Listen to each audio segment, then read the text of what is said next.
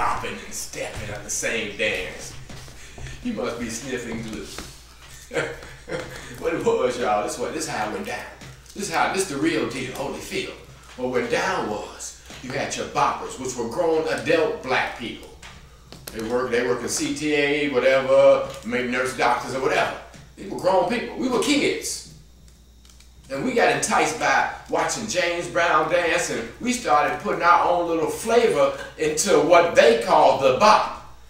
And then we switched it up a little bit, and we invented a dance. The gangs invented this dance. Not no boppers, not no adult people. Man, please. So now I'm a little pissed off. Because this guy judged me in the contest. And he thinks stepping and bopping are the same thing. This is what's going on in the stepping world, y'all. And I got a whole lot of content and conversation I want to put out there for you all to understand what this is really about. And so it won't get lost. Because it's getting lost. You got people doing contests right now in shorts and sweaters around their waist. It is insane. It's madness. But getting back to stepping versus bopping. So I'm like, dude, you don't know the difference between the two. You want to argue me down. But let me tell you all the difference between the two. The difference is we were kids. We were going to sets at the Ascot. We were at the what used to be called Purvis House, which is the what is it now? What is it? East of the Rhine now? I mean, this dance goes way, way back. And the beginning of this dance was strictly kids stepping. We didn't even know what to call it. We called it bopping. We said, you want to bop? You want to bop? Come on, girl, let's bop. It wasn't boppity bopping. We was smoothing. We was icing and praying. Yeah, figure that one out. For anybody from Chicago, y'all might know that. Anyway, get back. Then that's on that G thing. Once again, stepping came from the G thing.